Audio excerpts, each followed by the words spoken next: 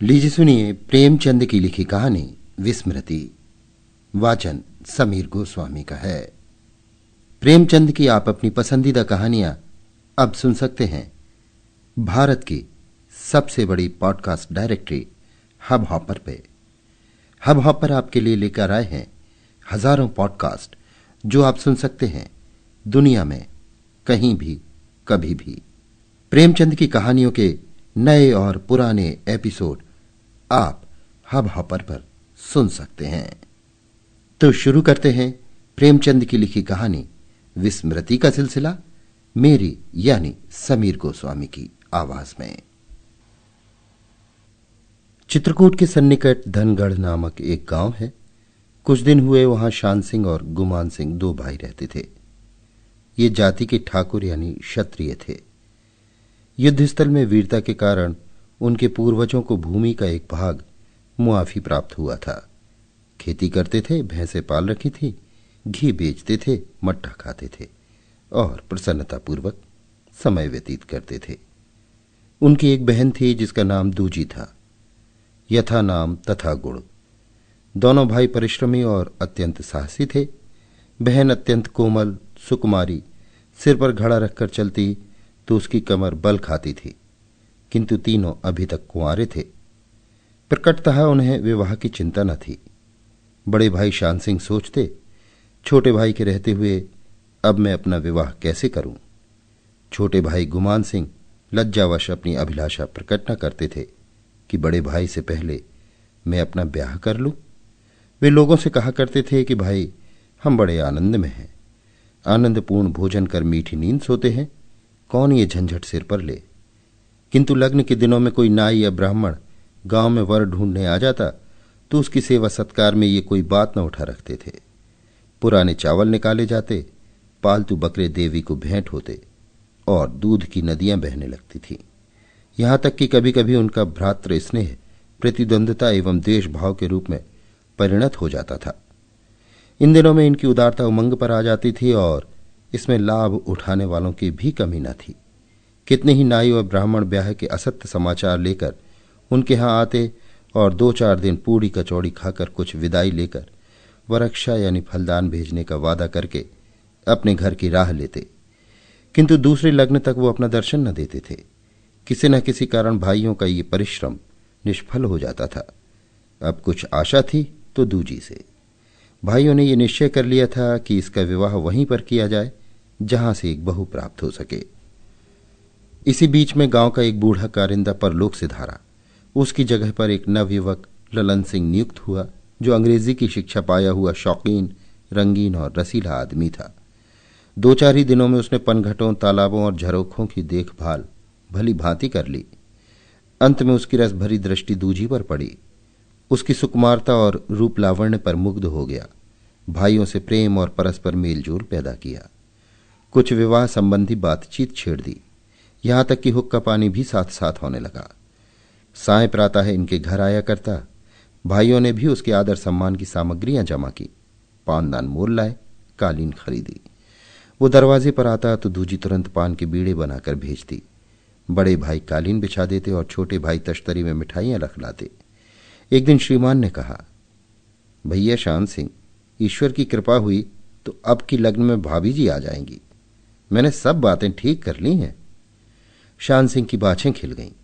अनुग्रहपूर्ण दृष्टि से देखकर कहा, मैं अब इस अवस्था में क्या करूंगा।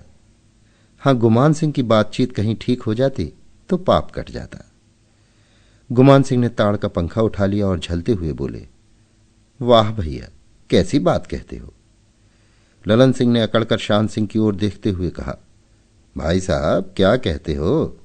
अब की लग्न में दोनों भाभियां छमाछम करती हुई घर में आवे तो बात। मैं ऐसा कच्चा मामला नहीं रखता।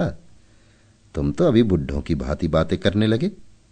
तुम्हारी अवस्था यद्यपि 50 से भी अधिक हो गई, पर देखने में 40 वर्ष से भी कम मालूम होती है। अब दोनों विवाह होंगे, बीच खेत होंगे। ये तो बताओ, वस्त्रभूषण का समुचित प्रबंध है ना। शान सिंह ने उनके जूतों को सीधा करते हुए कहा, भाई साहब, आपकी यदि ऐसी कृपा दृष्टि है तो सब कुछ हो जाएगा। आखिर इतने दिन कमा कमा कर क्या किया है। गुमान सिंह घर में गए, हुक्का ताजा किया, तंबाकू में 2-3 बूंद इत्र के डाले, चिलम भरी, दूजी से कहा कि शरबत घोल दे और हुक्का लाकर ललन सिंह के सामने रख दिया। ललन सिंह ने 2-4 दम लगाए और बोले, नाई 2-4 दिन में आने वाला है। ऐसा घर चुना है कि चित्त प्रसन्न हो जाए। एक विधवा है, 2 कन्याएं हैं, एक से एक सुंदर। विधवा 2-1 वर्ष में संसार को त्याग देगी और तुम एक संपूर्ण गांव में 2 आने के हिस्सेदार बन जाओगे। गांव वाले जो अभी हंसी करते हैं, पीछे जल जल मरेंगे। हां भाई, इतना ही है कि कोई बुढ़िया के कान न भर दे कि सारा बना बनाया खेल बिगड़ जाए। शान सिंह के चेहरे पर हवाइयां उड़ने लगीं। गुमान सिंह की मुख कांति मलिन हो गई। कुछ देर बाद शान सिंह बोले, अब तो आपकी ही आशा है, आपकी जैसी राय हो किया जाए। जब कोई पुरुष हमारे साथ अकारण मित्रता का व्यवहार करने लगे तो हमको सोचना चाहिए कि इसमें उसका कोई स्वार्थ तो नहीं छिपा है। यदि हम अपने सीधेपन से इस भ्रम में पड़ जाएं कि कोई मनुष्य हमको केवल अनुग्रहित करने के लिए हमारी सहायता करने पर तत्पर है, तो हमें धोखा खाना पड़ेगा। किंतु अपने स्वार्थ की धुन में ये मोटी मोटी बातें भी हमारी निगाहों से छिप जाती हैं और छल अपने रंगे हुए भेष में आकर हमको सर्वदा के लिए परस्पर व्यवहार का उपदेश देता है। शान सिंह और गुमान सिंह ने विचार से कुछ भी काम न लिया और ललन सिंह के फंदे नित्य प्रति गाढ़े होते गए।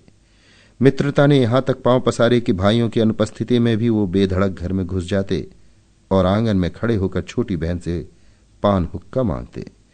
दूजी उन्हें देखते ही अति प्रसन्नता से पान बनाती, फिर आंखें मिलाती, एक प्रेमाकांक्षा से बेचैन, दूसरी लज्जावश सकुची हुई।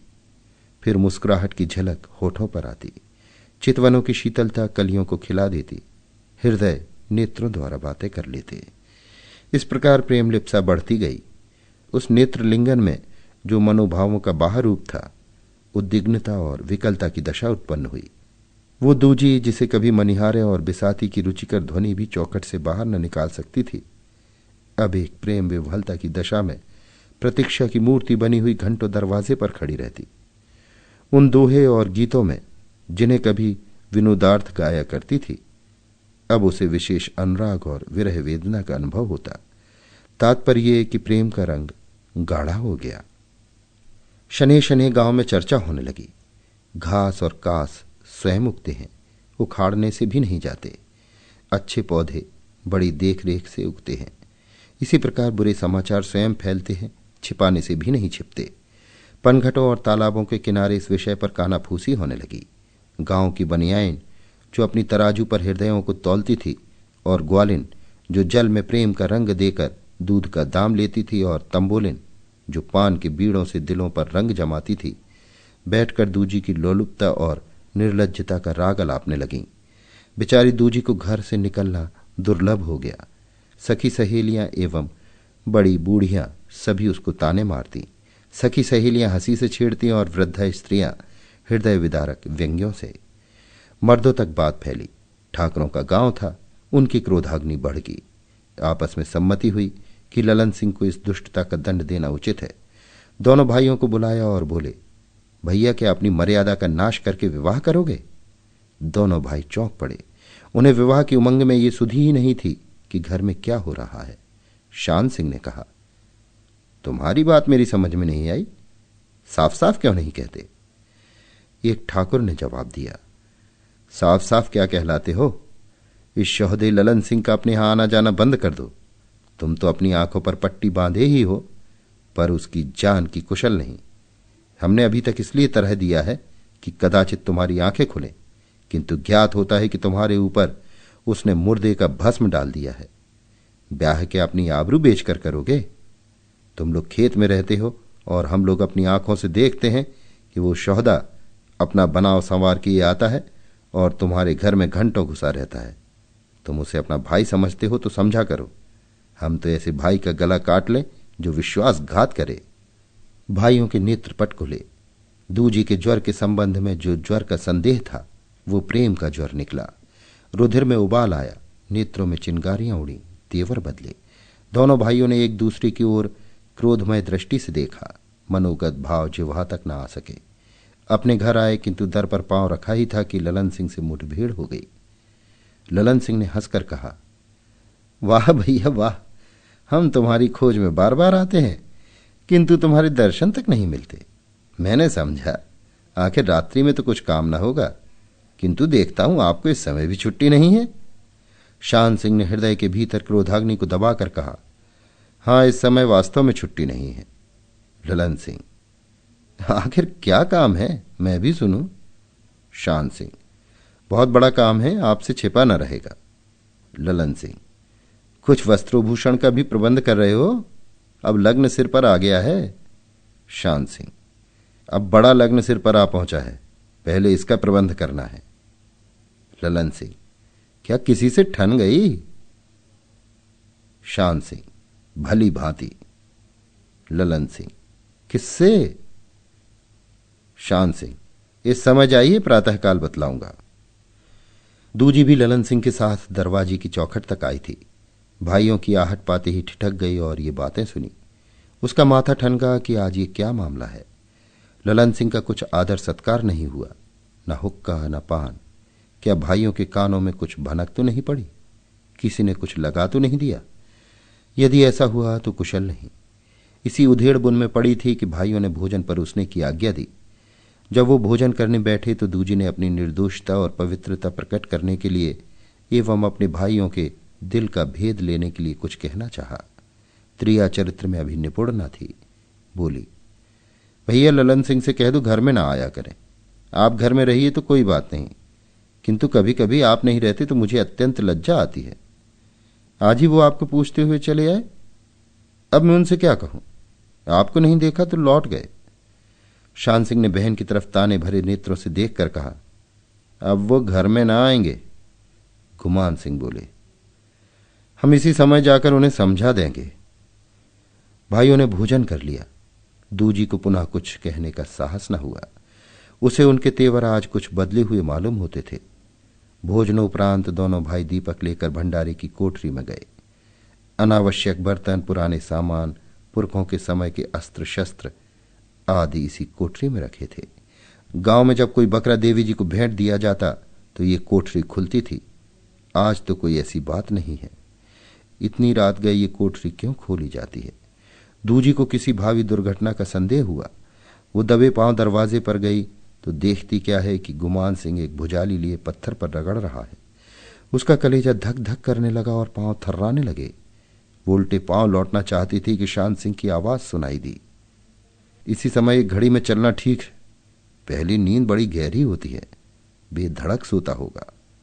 गुमान सिंह बोले, अच्छी बात है, देखो भुजाली की धार, एक हाथ में काम तमाम हो जाएगा। दूजी को ऐसा ज्ञात हुआ मानो किसी ने पहाड़ पर से ढकेल दिया। सारी बातें उसकी समझ में आ गईं। वो भय की दशा में घर से निकली और ललन सिंह के चौपाल की ओर चली, किंतु वो अंधेरी रात प्रेम की घाटी थी और वो रास्ता प्रेम का कठिन मार्ग।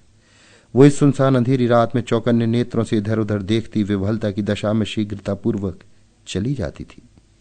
किंतु हाय निराशा, एक एक पल उसे प्रेम भवन से दूर लिए जाता था। उस अंधेरी भयानक रात्रि में भटकती न जाने वो कहाँ चली जाती थी, किससे पूछे? लज्जावश किसी से कुछ न पूछ सकती थी। कहीं चूड़ियों का झंझनाना भेद न खोल दे। क्या इन अभागे आभूषणों को आज ही झंझनाना है? अंत में एक वृक्ष के तले वो बैठ गई। सब चूड़ियां चूर चूर कर दी, आभूषण उतार कर आंचल में बांध लिए। किंतु हाय, ये चूड़ियां सुहाग की चूड़ियां थी और ये गहने सुहाग के गहने थे जो एक बार उतार कर फिर न पहने गए। उसी वृक्ष के नीचे पयस्विनी नदी पत्थर के टुकड़ों से टकराती हुई बहती थी। यहां नौकाओं का निर्वाह दुस्तर था। दूजी बैठी हुई सोचती, क्या मेरे जीवन की नदी में प्रेम की नौका दुख की शिलाओं से टक्कर खाकर डूब जाएगी?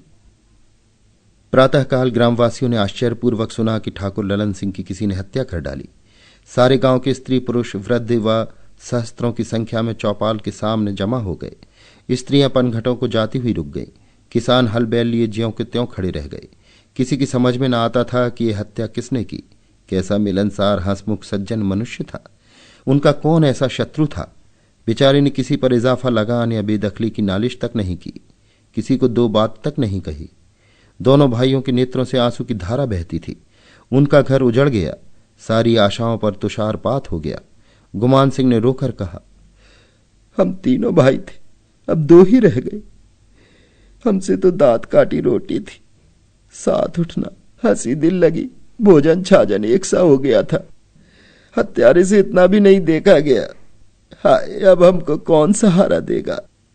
शान सिंह ने आंसू पोंछते हुए कहा। हम दोनों भाई कपास निराने जा रहे थे। ललन सिंह से कई दिन से भेंट नहीं हुई थी। सोचे कि इधर से होते चले, किंतु पिछवाड़े आते ही सेंध दिखाई पड़ी। हाथों के तोते उड़ गए। दरवाजे पर जाकर देखा तो चौकीदार सिपाही सब सो रहे हैं। उन्हें जगाकर ललन सिंह के किवाड़ खटखटाने लगे, परंतु बहुत बल करने पर भी किवाड़ अंदर से न खुले तो सेंध के रास्ते से झांका। कलेजे में तीर लग गया। सारा संसार अंधेरा दिखाई दिया।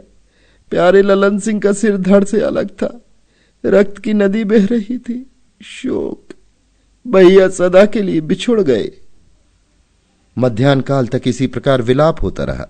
दरवाजे पर मेला लगा हुआ था। दूर दूर से लोग इस दुर्घटना का समाचार पाकर इकट्ठे होते जाते थे। संध्या होते होते हल्के के दरोगा साहब भी चौकीदार और सिपाहियों का एक झुंड लिए आ पहुंचे। कड़ाही चढ़ गई, पूड़ियां छनने लगीं। दरोगा जी ने जांच करनी शुरू की। घटना स्थल देखा। चौकीदार का बयान हुआ। दोनों भाइयों के बयान लिखे। आसपास के पासी और चमार पकड़े गए और उन पर मार पड़ने लगी। ललन सिंह की लाश लेकर थाने पर गए। हत्यारे का पता न चला। दूसरे दिन इंस्पेक्टर पुलिस का आगमन हुआ। उन्होंने भी गांव का चक्कर लगाया। चमारों और पासियों की मरम्मत हुई। हलवा, मोहन, गोश्त, पूड़ी के स्वाद लेकर सायंकाल को उन्होंने भी अपनी राह ली। कुछ पासियों पर, जो कि कई बार डाके चोरी में पकड़े जा चुके थे, संदेह हुआ। उनका चालान किया। मजिस्ट्रेट ने गवाही पुष्ट पाकर अपराधियों को सेशन सुपुर्द किया और मुकदमे की पेशी होने लगी। मध्याह्न का समय था। आकाश पर मेघ छाए हुए थे। कुछ बूंदें भी पड़ रही थीं। सेशन जज कुंवर विनय कृष्ण बघेल के इजलास में मुकदमा पेश था। कुंवर साहब बड़े सोच विचार में थे कि क्या करूं।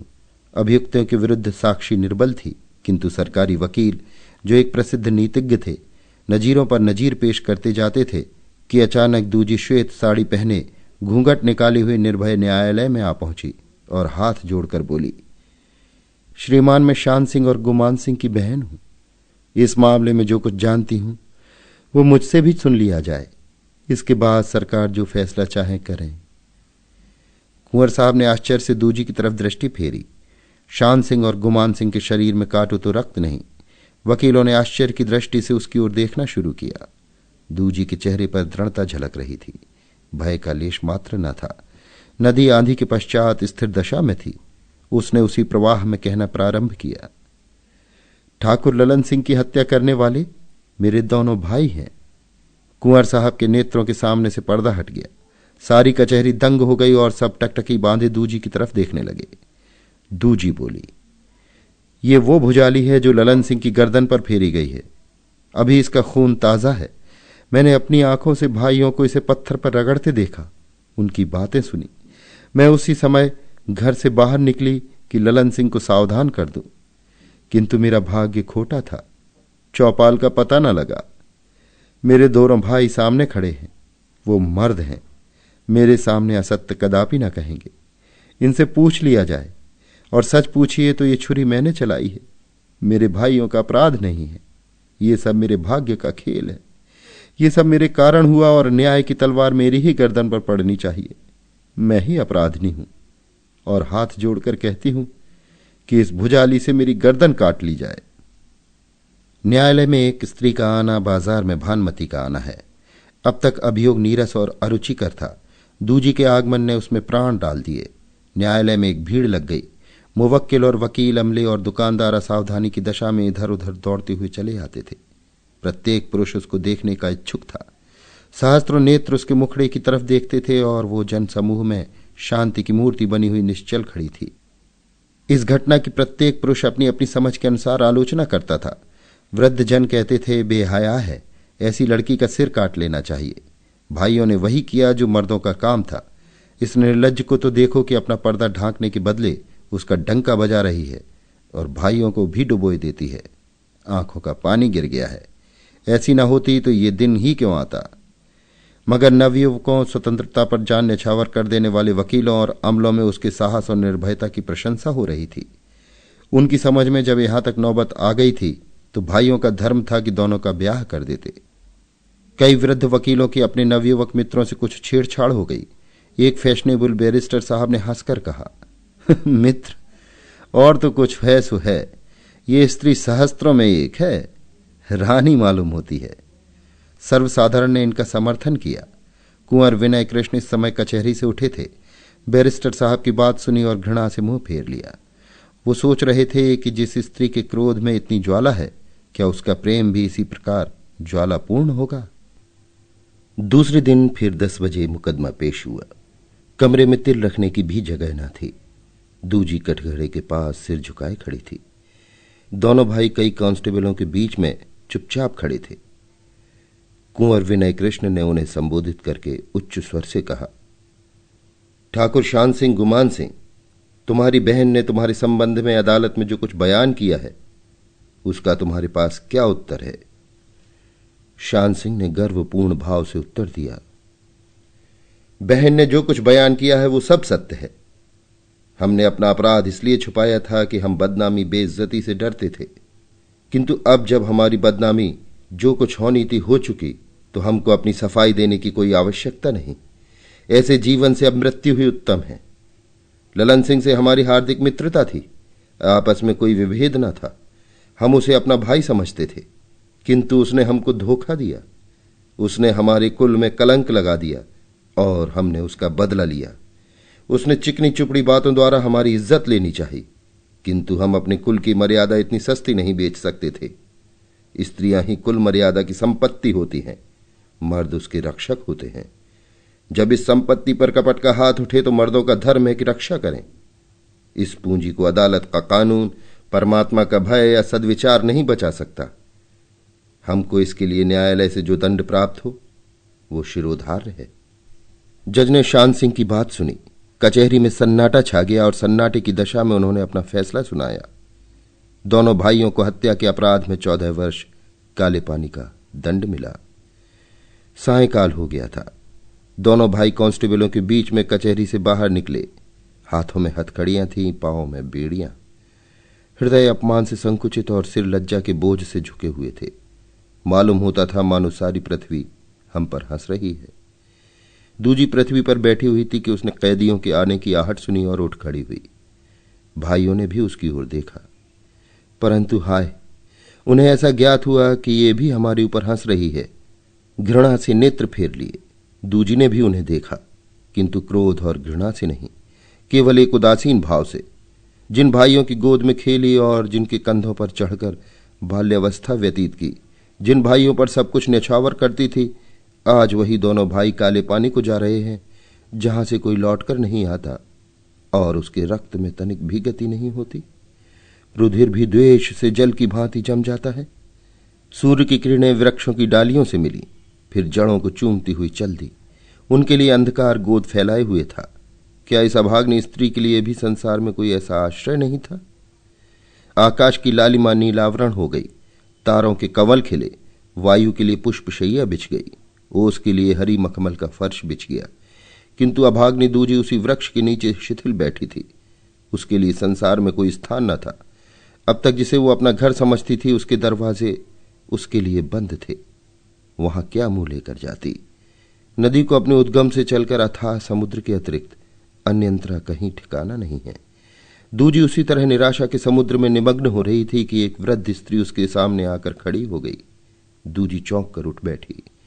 वृद्ध स्त्री ने उसकी ओर आश्चर्यान्वित होकर कहा, इतनी रात बीत गई, अभी तक तुम यहीं बैठी हो? दूजी ने चमकते हुए तारों की ओर देखकर कहा, कहां जाऊं? इन शब्दों में कैसा हृदय विदारक आशय छिपा हुआ था। कहां जाए? संसार में उसके लिए अपमान की गली के सिवा और कोई स्थान नहीं था। बुढ़िया ने प्रेममय स्वर में कहा, बेटी, भाग्य में जो कुछ लिखा है वो तो होकर ही रहेगा, किंतु तुम कब तक यहां बैठी रहोगी? मैं दीन ब्राह्मणी हूं, चलो मेरे घर रहो। जो कुछ भिक्षा भवन मांगे मिलेगा, उसी में हम दोनों निर्वाह कर लेंगे। ना जाने पूर्व जन्म में हमसे तुमसे क्या संबंध था। जब से तुम्हारी दशा सुनी है बेचैन हूं। सारे शहर में आज घर घर तुम्हारी चर्चा हो रही है। कोई कुछ कहता है, कोई कुछ। बस अब उठो, यहां सन्नाटे में पड़े रहना अच्छा नहीं, समय बुरा है। मेरा घर यहां से थोड़ी ही दूर पर है। नारायण का दिया बहुत कुछ है। मैं अकेली से दुकेली हो जाऊंगी। भगवान किसी न किसी प्रकार दिन काट ही देंगे। एक घने सुनसान भयानक वन में भटका हुआ मनुष्य जिधर पगडंडियों का चिन्ह पाता है उसी मार्ग को पकड़ लेता है। ये सोच विचार नहीं करता कि मार्ग मुझे कहां ले जाएगा। दूजी इस बुढ़िया के साथ चली। इतनी ही प्रसन्नता से वो कुएं में भी कूद पड़ती। वायु में उड़ने वाली चिड़िया दाने पर गिरी। क्या इन दानों के नीचे जाल बिछा हुआ था? दूजी को बूढ़ी कैलासी के साथ रहते हुए 1 मास बीत गया। कैलासी देखने में दीन किंतु मन की धनी थी। उसके पास संतोष रूपी धन था जो किसी के सामने हाथ नहीं फैलाता। रीवा के महाराजा के यहां से कुछ सहायता मिलती थी, यही उसके जीवन का अवलंब था। वो सर्वदा दूजी को ढांढस देती रहती थी। ज्ञात होता था कि ये दोनों मां बेटी हैं। एक ओर से पूर्ण सहानुभूति और ढांढस, दूसरी ओर से सच्ची सेवकाई और विश्वास। कैलासी कुछ हिंदी जानती थी, दूजी को रामायण और सीता चरित्र सुनाती। दूजी इन कथाओं को बड़े प्रेम से सुनती। उज्ज्वल वस्त्र पर रंग भली भांति चढ़ता है। जिस दिन उसने सीता वनवास की कथा सुनी वो सारे दिन रोती रही। सोई तो सीता की मूर्ति उसके सामने खड़ी थी। उसके शरीर पर उज्ज्वल साड़ी थी। आंखों और आंसू की ओट में प्यार छिपा हुआ था। दूजी हाथ फैलाए हुए लड़कों की भांति उनकी तरफ दौड़ी। माता, मुझको भी साथ लेती चलो। मैं वन में तुम्हारी सेवा करूंगी। तुम्हारे लिए पुष्प शैया बिछाऊंगी। तुमको कमल के थालों में फलों का भोजन कराऊंगी। तुम वहां अकेली एक बुढ़े साधु के साथ कैसे रहोगी? मैं तुम्हारे चित्त को प्रसन्न रखूंगी। जिस समय हम और तुम वन में किसी सागर के किनारे घने वृक्षों की छाया में बैठेंगी, उस समय मैं वायु को धीमी धीमी लहरों के साथ गाऊंगी। सीता ने उसको तिरस्कार से देखकर कहा, तू कलंकनी है, मैं तुझे स्पर्श नहीं कर सकती। तपस्या की आंच में अपने को पवित्र कर। दूजी की आंखें खुल गईं। उसने निश्चय किया, मैं इस कलंक को मिटाऊंगी। आकाश के नीचे समुद्र में तारागण पानी के बुलबुलों की भांति मिटते जाते थे। दूजी ने उन झिलमिलाते हुए तारों को देखा। मैं भी उन्हीं तारों की तरह सबके नेत्रों में छिप जाऊंगी, उन्हीं बुलबुलों की भांति मिट जाऊंगी। विलासियों की रात हुई, संयोगी जागे, चक्कियों ने अपने सुहावने राग छेड़े। कैलासी स्नान करने चली, तब दूजी उठी और जंगल की ओर चल दी। चिड़िया पंखहीन होने पर भी सुनहरे पिंजड़े में न रह सकी। प्रकाश की धुंधली सी झलक में कितनी आशा, कितना बल, कितना आश्वासन है, ये उस मनुष्य से पूछो जिसे अंधेरे ने एक घने वन में घेर लिया है। प्रकाश की वो प्रभा उसके लड़खड़ाते हुए पैरों को शीघ्रगामी बना देती है, उसके शिथिल शरीर में जान डाल देती है। जहां एक एक पग रखना दुस्तर था, वहां इस जीवन प्रकाश को देखते हुए ये मीलों और कोसों तक प्रेम की उमंगों से उछलता हुआ चला जाता है। परंतु दूजी के लिए आशा की ये प्रभा कहां थी? वो भूखी प्यासी उन्माद की दशा में चली जाती थी। शहर पीछे छूटा, बाग और खेत आए। खेतों में हरियाली थी, वाटिकाओं में वसंत की छटा। मैदान और पर्वत मिले। मैदानों से बांसुरी की सुरीली ताने आती थी। पर्वतों के शिखर मोरों की झनकार से गूंज रहे थे। दिन चढ़ने लगा। सूर्य उसकी ओर आता हुआ दिखाई पड़ा। कुछ काल तक उसके साथ रहा। कदाचित रूठे को मनाता था, पुनः अपनी राह चला गया। वसंत ऋतु की शीतल मंद सुगंधित वायु चलने लगी। खेतों ने कोहरे की चादरें ओढ़ ली। रात हो गई और दूजी एक पर्वत के किनारे झाड़ियों से उलझती, चट्टानों से टकराती चली जाती थी, मानो किसी झील की मंद मंद लहरों में किनारे पर उगे हुए झाऊ के पौधों का साया थरथरा रहा हो। इस प्रकार अज्ञात की खोज में अकेली निर्भय वो गिरती पड़ती चली जाती थी, यहां तक कि भूख, प्यास और अधिक श्रम के कारण उसकी शक्तियों ने जवाब दे दिया। वो एक शिला पर बैठ गई और भयभीत दृष्टि से इधर उधर देखने लगी। दाहिने बाएं घोर अंधकार था।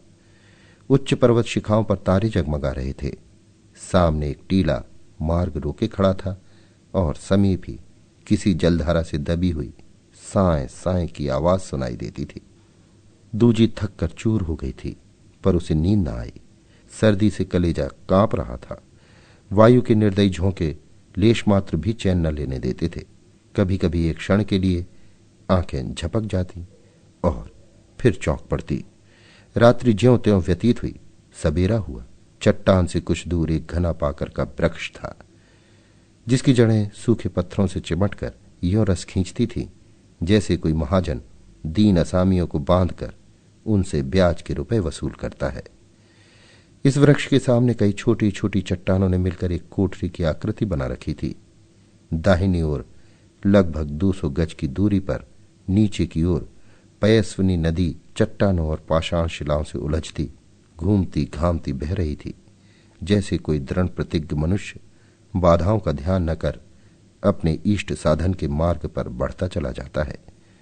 नदी के किनारे साधु प्रकृति वकुले चुपचाप मौन धारण किए हुए बैठे थे।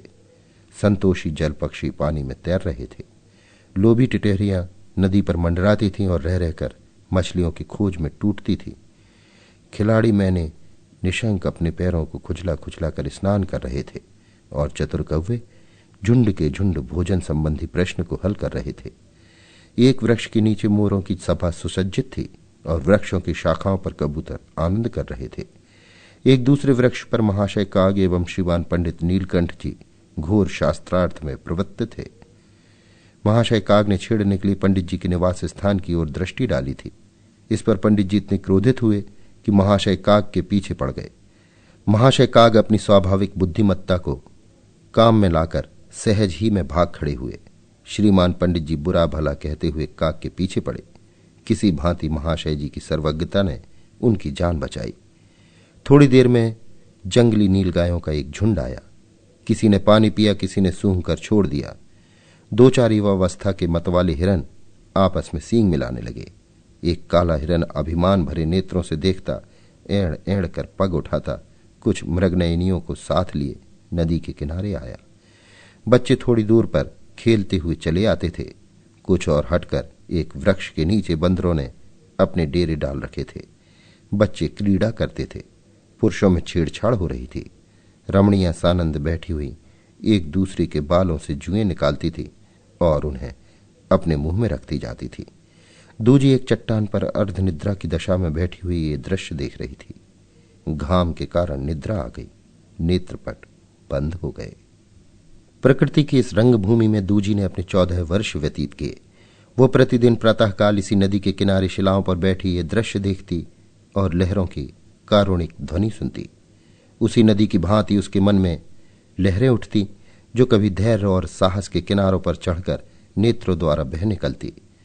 उसे मालूम होता कि वन के वृक्ष तथा जीव जंतु सब मेरी ओर व्यंग्यपूर्ण नेत्रों से देख रहे हैं। नदी भी उसे देखकर क्रोध से मुंह में फैन भर लेती। जब यहां बैठे बैठे उसका जी उब जाता तो वो पर्वत पर चढ़ जाती और दूर तक देखती।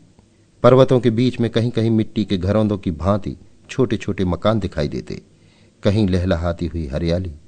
सारा दृश्य एक नवीन वाटिका की भांति मनोरम था। उसके दिल में एक तीव्र इच्छा होती कि उड़कर उन चोटियों पर जा पहुंचूं। नदी के किनारे या पाकर की घनी छाया में बैठी हुई घंटों सोचा करती। बचपन के वे दिन याद आ जाते जब वो सहेलियों के गले में बाहें डालकर महुए चुनने जाया करती थी। फिर गुड़ियों के ब्याह का स्मरण हो जाता। पुनः अपनी प्यारी मातृभूमि की पनघट आंखों में फिर जाती। आज भी वहां वही भीड़ होगी, वही हास, चहल पहल। पुनः अपना घर ध्यान में आता और वो गाय स्मरण आती जो उसको देखकर हुंकारती हुई अपने प्रेम का परिचय देती थी। मुन्नू स्मरण हो आता जो उसके पीछे पीछे छलांगे मारता हुआ खेतों में जाया करता था, जो बर्तन धोते समय बार बार बर्तनों में मुंह डालता। तब ललन सिंह नेत्रों के सामने आ खड़े हो जाते थे। होठों पर वही मुस्कुराहट, नेत्रों में वही चंचलता। तब वो उठ खड़ी होती और अपना मन दूसरी ओर ले जाने की चेष्टा करती। दिन गुजरते थे किंतु बहुत धीरे धीरे। वसंत आया। सेलम की लालिमा एवं कचनार की ऊदी पुष्पमाला अपनी यौवन छटा दिखलाने लगी। मकोए के फल महके। गर्मी का प्रारंभ हुआ। प्रातःकाल समीर के झोंके, दोपहर की लू, जलती हुई लपट, डालियां फूलों से लदी। फिर वो समय आया कि जब न दिन को सुख था और न रात को नींद। दिन तड़पता था, रात जलती थी। नदियां बधिकों के हृदयों की भांति सूख गईं। वन के पशु मध्याह्न की धूप में प्यास के कारण जिह्वा निकाले पानी की खोज में इधर उधर दौड़ते फिरते थे। जिस प्रकार द्वेष से भरे हुए दिल तनिक तनिक सी बातों पर जल उठते हैं, उसी प्रकार गर्मी से जलते हुए वन वृक्ष कभी कभी वायु के झोंकों से परस्पर रगड़ खाकर जल उठते हैं। ज्वाला ऊंची उठती थी, मानो अग्निदेव ने तारागणों पर धावा मारा है। वन में एक भगदड़ सी पड़ जाती। फिर आंधी और तूफान के दिन आए। वायु की देवी गरजती हुई आती, पृथ्वी और आकाश थर्रा उठते, सूर्य छिप जाता, पर्वत भी कांप उठते। पुनः वर्षा ऋतु का जन्म हुआ। वर्षा की झड़ी लगी, वन लहराए, नदियों ने पुनः पुनः अपने सुरीले राग छेड़े, पर्वतों के कलेजे ठंडे हुए, मैदान में हरियाली छाई, सारस की ध्वनि पर्वतों में गूंजने लगी। आषाढ़ मास में बाल्यावस्था का अलहड़पन था, श्रावण में युवावस्था के पग बढ़े, फुहारें पड़ने लगीं। भादों कमाई के दिन थे, जिसने झीलों के कोष भर दिए, पर्वतों को धनाढ्य कर दिया। अंत में बुढ़ापा आया, कास के उज्ज्वल बाल लहराने लगे, जाड़ा आ पहुंचा। इस प्रकार ऋतु परिवर्तन हुआ। दिन और महीने गुजरे, वर्ष आए और गए, किंतु दूजी ने विंध्याचल के उस किनारे को न छोड़ा। गर्मियों के भयानक दिन और वर्षा की भयावनी रातें सब उसी स्थान पर काटती। क्या भोजन करती थी, क्या पहनती थी, इसकी चर्चा व्यर्थ है। मन पर चाहे जो बीते, किंतु भूख और ऋतु संबंधी कष्ट का निवारण करना ही पड़ता है। प्रकृति की थाल सजी हुई थी। कभी बनबेरी और शरीफों के पकवान थे, कभी तेंदु, कभी मकोए और कभी राम का नाम। वस्त्रों के लिए चित्रकूट के मेले में साल में केवल एक बार जाती। मोरों के पर, हिरणों के सींग, वन औषधियां महंगे दामों पर बिकती। कपड़ा भी आया, बर्तन भी आए, यहां तक कि दीपक जैसी विलास वस्तु भी एकत्र हो गई। एक छोटी सी गृहस्थी जम गई। दूजी ने निराशा की दशा में संसार से विमुख होकर जीवन व्यतीत करना कितना सहज समझा था, उससे कहीं कठिन मालूम हुआ। आत्मानुराग में निमग्न वैरागी तो वन में रह सकता है, परंतु एक स्त्री जिसकी अवस्था हंसने खेलने में व्यतीत हुई हो, बिना किसी नौका के सहारे विराट सागर को किस प्रकार पार करने में समर्थ हो सकती है। 2 वर्ष के पश्चात दूजी को एक एक दिन वहां वर्ष सा प्रतीत होने लगा। कालक्षेप करना दुस्तर हो गया। घर की सुधी एक क्षण भी विस्मृत न होती। कभी कभी वो इतनी व्यग्र होती कि क्षण मात्र के लिए अपमान का भी भय न रहता। वो दृढ़ विचार करके उन पहाड़ियों के बीच शीघ्रता से पग बढ़ाती, घर की ओर चलती, मानो कोई अपराधी कारागार से भागा जा रहा हो। किंतु पहाड़ियों की सीमा से बाहर आते ही उसके पग स्वयं रुक जाते। वो आगे न बढ़ सकती। तब वो ठंडी सांस भरकर एक शिला पर बैठ जाती और फूट फूट कर रोती। फिर वो भयानक रात्रि और वही सघन कुंज, वही नदी की भयावनी गरज और श्रृगालों की वही विकराल ध्वनि। ज्यों ज्यों भीजे कमरी त्यों त्यों भारी हुए। भाग्य को धिक्कारते धिक्कारते उसने ललन सिंह को धिक्कारना आरंभ किया। एकांतवास ने उसमें आलोचना और विवेचना की शक्ति पैदा कर दी। मैं क्यों इस वन में मुंह छिपाए दुख के दिन व्यतीत कर रही हूं? ये उसी निर्दय ललन सिंह की लगाई आग है। कैसे सुख से रहती थी, इसी ने आकर मेरे झोपड़े में आग लगा दी। मैं अबोध और अनजान थी। उसने जानबूझकर मेरा जीवन भ्रष्ट कर डाला। मुझे अपने आमोद का केवल एक खिलौना बनाया था। यदि उसे मुझसे प्रेम होता तो क्या वो मुझसे विवाह न कर लेता? वो भी तो चंदेल ठाकुर था। हाय, मैं कैसी अज्ञान थी। अपने पैरों में आपको लाड़ी मारी। इस प्रकार मन में बातें करते करते ललन सिंह की मूर्ति उसके नेत्रों के सम्मुख आ जाती तो वो घृणा से मुंह फेर लेती। वो मुस्कुराहट जो उसका मन हर लिया करती थी, वो प्रेममय मृदु भाषण जो उसकी नसों में सनसनाहट पैदा कर देती थी, वो क्रीड़ामय हाव भाव जिन पर मतवाली हो जाती थी, अब उसे एक दूसरे ही रूप में दृष्टिगोचर होते। उनमें अब प्रेम की झलक न थी। अब वो कपट, प्रेम और काम तृष्णा के गाढ़े रंग में रंगे हुए दिखाई देते थे। वो प्रेम का कच्चा घरौंदा जिसमें वो गुड़िया बन बैठी थी, वायु के झोंके में संभला, किंतु जल के प्रबल प्रवाह में ना संभल सका। अब वो अभागी गुड़िया निर्दयी चट्टान पर पटक दी गई है कि रो रो कर जीवन के दिन काटे। उन गुड़ियों की भांति जो गोटे पट्टे और आभूषणों से सजी हुई मखमली पिटारे में भोग विलास करने के पश्चात नदी और तालाब में बहा दी जाती है, डूबने के लिए, तरंगों में थपेड़े खाने के लिए। ललन सिंह की तरफ से फिरते ही दूजी का मन एक अधीरता के साथ भाइयों की ओर मुड़ा। मैं अपने साथ उन विचारों को व्यर्थ ले डूबी। मेरे सिर पर उस घड़ी न जाने कौन सा भूत सवार था। उन बेचारों ने तो जो कुछ किया मेरी ही मर्यादा रखने के लिए किया। मैं तो उन्मत्त हो रही थी। समझाने बुझाने से क्या काम चलता, और समझाना बुझाना तो स्त्रियों का काम है। मर्दों का समझाना तो उसी ढंग से होना चाहिए, और होता ही है। नहीं मालूम उन विचारों पर क्या बीती, क्या मैं उन्हें फिर कभी देखूंगी। ये विचारते विचारते भाइयों की वो मूर्ति उसके नेत्रों में फिर जाती जो उसने अंतिम बार देखी थी। अब वो उस देश को जा रहे थे जहां से लौटकर फिर आना मानो मृत्यु के मुख से निकल आना है।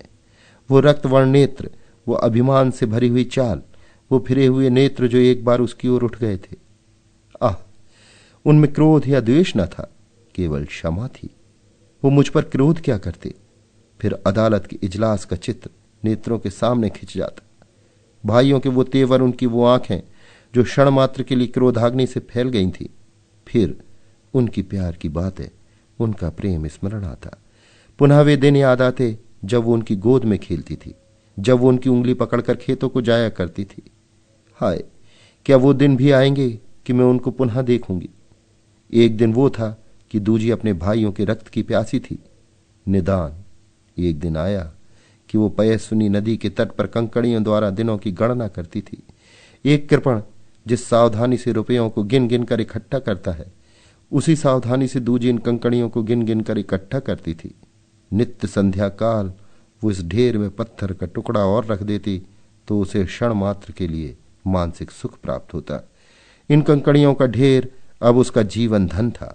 दिन में अनेक बार इन टुकड़ों को देखती और गिनती। असहाय पक्षी पत्थर के ढेरों से आशा के खोते बनाता है।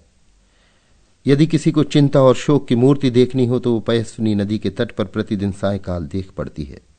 डूबे हुए सूर्य की किरणों की भांति उसका मुखमंडल पीला है। वो अपने दुखमय विचारों में डूबी हुई तरंगों की ओर दृष्टि लगाए बैठी रहती है। ये तरंग इतनी शीघ्रता से कहाँ जाती हैं? मुझे भी अपने साथ क्यों नहीं ले जाती? क्या मेरे लिए वहां भी स्थान नहीं है? कदाचित शोक क्रंदन में ये भी मेरी संगिनी है। तरंगों की ओर देखते देखते उसे ऐसा ज्ञात होता है मानो वो स्थिर हो गई और मैं शीघ्रता से बही जा रही हूं। तब वो चौंक पड़ती है और अंधेरी शिलाओं के बीच मार्ग खोजती हुई फिर अपने शोक स्थल पर आ जाती है। इसी प्रकार दूजी ने अपने दुख के दिन व्यतीत किए। 30-30 ढेलों के 12 ढेर बन गए। तब उसने उन्हें एक स्थान पर इकट्ठा कर दिया। वो आशा का मंदिर उसी हार्दिक अनुराग से बनता रहा जो किसी भक्त को अपने इष्ट देव के साथ होता है। रात्रि के 12 घंटे बीत गए। पूर्व की ओर प्रातःकाल का प्रकाश दिखाई देने लगा। मिलाप का समय निकट आया। इच्छा रूपी अग्नि की लपट बढ़ी। दूजी उन ढेरों को बार बार गिनती, महीनों के दिनों की गणना करती। कदाचित एक दिन भी कम हो जाए।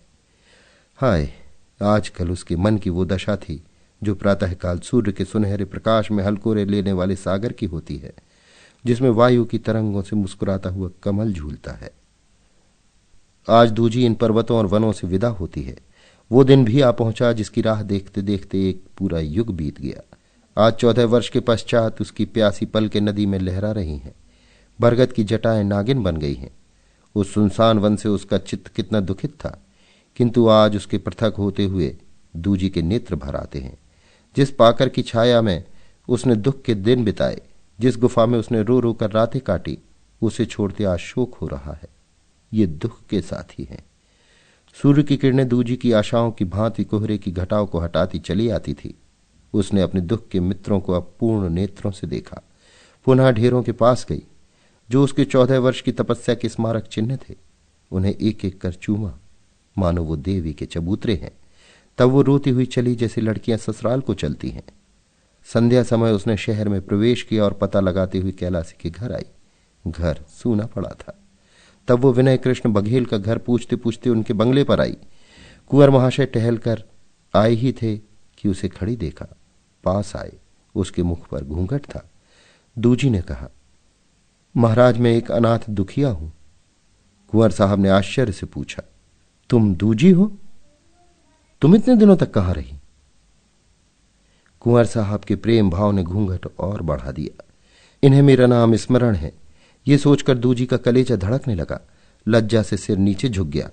लजाती हुई बोली, जिसका कोई हितु नहीं है उसका वन के सिवा नियंत्रा कहां ठिकाना है। मैं भी वनों में रही, पयस्विनी नदी के किनारे एक गुफा में पड़ी रही। कुंवर साहब विस्मित हो गए। 14 वर्ष और नदी के किनारे गुफा में? क्या कोई सन्यासी इससे अधिक त्याग कर सकता है? वो आश्चर्य से कुछ न बोल सके। दूजी उन्हें चुपचाप देखकर भूली। मैं कैलासी के घर से सीधे पर्वत में चली गई और वहीं इतने दिन व्यतीत किए। 14 वर्ष पूरे हो गए। जिन भाइयों की गर्दन पर छुरी चलाई उनके छूटने के दिन अब आए हैं। नारायण उन्हें अब कुशलतापूर्वक लावे। मैं चाहती हूं कि उनके दर्शन करूं और उनकी ओर से मेरे दिल में जो इच्छाएं हैं पूर्ण हो जाए। कुंवर साहब बोले, तुम्हारा हिसाब बहुत ठीक है। मेरे पास आज कलकत्ते से सरकारी पत्र आया है कि दोनों भाई 14 तारीख को कलकत्ता पहुंचेंगे। उनके संबंधियों को सूचना दी जाए। यहां कदाचित 2-3 दिन में आ जाएंगे। मैं सोच ही रहा था कि सूचना किसे दूं। दूजी ने विनयपूर्वक कहा, मेरा जी चाहता है कि वे जहाज पर से उतरे तो मैं उनके पैरों पर माथा नवाऊं। उनके पश्चात मुझे संसार में कोई अभिलाषा न रहेगी। इसी लालसा ने मुझे इतने दिनों तक जिलाया है, नहीं तो आपके सम्मुख कदापि न खड़ी होती। कुंवर विनय कृष्ण गंभीर स्वभाव के मनुष्य थे। दूजी के आंतरिक रहस्य उनके चित्त पर एक गहरा प्रभाव डालते जाते थे। जब सारी अदालत दूजी पर हंसती थी तब उन्हें उसके साथ सहानुभूति थी, और आज इसके वृतांत सुनकर वे इस ग्रामीण स्त्री के भक्त हो गए। बोले, यदि तुम्हारी यही इच्छा है तो मैं स्वयं तुम्हें कलकत्ता पहुंचा दूंगा। तुमने उनसे मिलने की जो रीत सोची है उससे उत्तम ध्यान में नहीं आ सकती, परंतु तुम खड़ी हो और मैं बैठा हूं, ये अच्छा नहीं लगता। दूजी, मैं बनावट नहीं करता। जिसमें इतना त्याग और संकल्प हो वो यदि पुरुष है तो देवता है, स्त्री है तो देवी है। जब मैंने तुम्हें पहले देखा उसी समय मैंने समझ लिया था कि तुम साधारण स्त्री नहीं हो। जब तुम कैलासी के घर से चली गई तो सब लोग कहते थे कि तुम जान पर खेल गई, परंतु मेरा मन कहता था कि तुम जीवित हो। नेत्रों से पृथक होकर भी तुम मेरे ध्यान से बाहर न हो सकी। मैंने वर्षों तुम्हारी खोज की, मगर तुम ऐसी खोह में जा छिपी थी कि तुम्हारा कुछ पता न चला। इन बातों में कितना अनुराग था। दूजी को रोमांच हो आया, हृदय बल्लियों उछलने लगा। उस समय उसका मन चाहता था कि इनके पैरों पर सिर रख दूं। कैलासी ने एक बार जो बात उससे कही थी वो बात उसे इस समय स्मरण आई। उसने भोलेपन से पूछा, क्या आप ही के कहने से कैलासी ने मुझे अपने घर में रख लिया था? कुंवर साहब लज्जित होकर बोले, मैं इसका उत्तर कुछ न दूंगा। रात को जब दूजी एक ब्राह्मणी के घर में नर्म बिछावन पर लेटी हुई थी तो उसके मन की वो दशा हो रही थी जो अश्विन मास के आकाश की होती है। एक ओर चंद्र प्रकाश, दूसरी ओर घनी घटा और तीसरी ओर छिलमिलाते हुए तारे। प्रातःकाल का समय था। गंगा नामक स्टीमर बंगाल की खाड़ी में अभिमान से गर्दन उठाए समुद्र की लहरों को पैरों से कुचलता हुगली के बंदरगाह की ओर चला आता था। 1.5 सहस्त्र से अधिक आदमी उसकी गोद में थे। अधिकतर व्यापारी थे, कुछ वैज्ञानिक तत्वों के अनुरागी, कुछ भ्रमण करने वाले और कुछ ऐसे हिंदुस्तानी मजदूर जिनको अपनी मातृभूमि आकर्षित कर रही थी। उसी में दोनों भाई शान सिंह और गुमान सिंह एक कोने में बैठे निराशा की दृष्टि से किनारे की ओर देख रहे थे।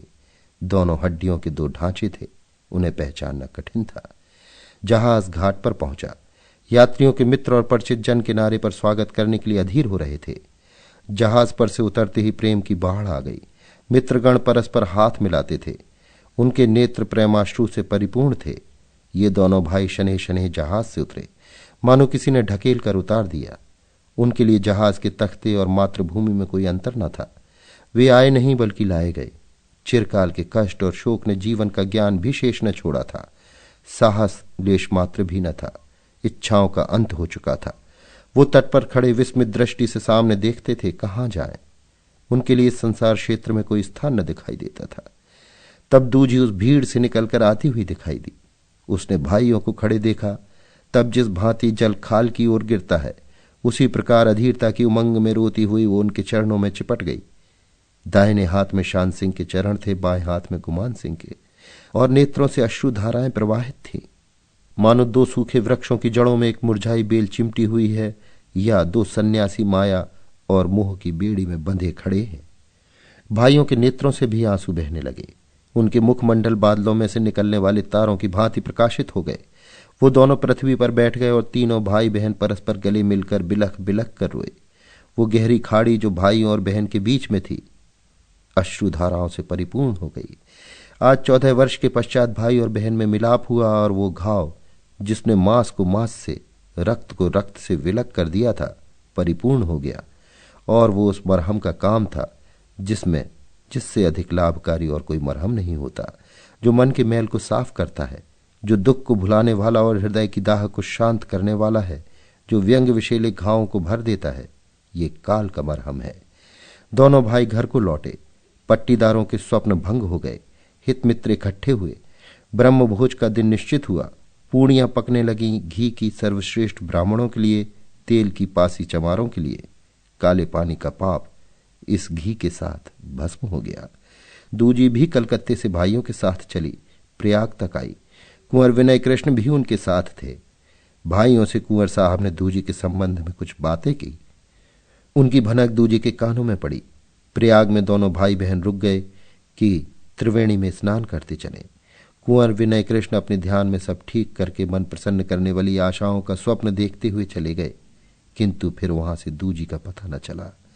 मालूम नहीं क्या हुई, कहां चली गई। कदाचित गंगा जी ने उसे अपनी गोद में लेकर सदा के दुख से मुक्त कर दिया। भाई बहुत रोए पीटे, किंतु क्या करते। जिस स्थान पर दूजी ने अपने वनवास के 14 वर्ष व्यतीत किए थे, वहां दोनों भाई प्रतिवर्ष जाते हैं और उन पत्थरों के ढेरों से चिमट चिमट कर रोते हैं। कुंवर साहब ने भी पेंशन ले ली, अब चित्रकूट में रहते हैं। दार्शनिक विचारों के पुरुष थे। जिस प्रेम की खोज थी वो न मिला। एक बार कुछ आशा दिखाई दी थी, जो 14 वर्ष एक विचार के रूप में स्थित रही। एकाएक आशा की धुंधली झलक भी एक बार झिलमिलाते हुए दीपक की भांति हंसकर सदा के लिए अदृश्य हो गई। अभी आप सुन रहे थे प्रेमचंद की लिखी कहानी विस्मृति। वाचन समीर गोस्वामी का था।